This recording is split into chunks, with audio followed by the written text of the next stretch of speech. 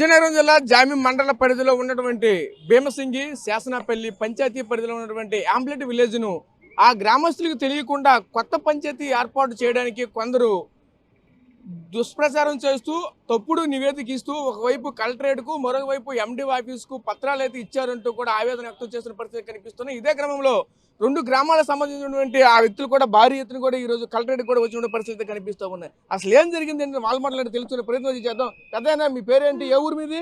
మాది తెలగపాలండి. ఇక్కడికి ఎందుకు వచ్చావు? మా గ్రామం భీమసింగిలో ఉండాలని మేము కోరుకుంటున్నాం అంతే. పంచాయతీలు ఇప్పుడు ప్రెసెంట్ మీకు ఎందులో ఉంది? భీమసింగి భీమసింగిలో ఉన్నది. ఈడతీస్తామని కొందరు వ్యక్తులు పన్నాహం పన్నారండి. అది మా ఒప్పుకునేదండి. మా భీమసింగిలో ఉంటామండి.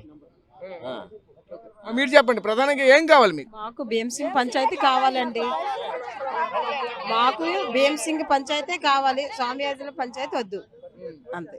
మాకు భీమసింగ్ పంచాయతీ కావాలి, స్వామియాజులపాలెం వద్దు. ఎందులో ఉన్నారు? మేము భీమసింగ్లో ఉన్నాం. భీమసింగ్లో ఉన్నాం.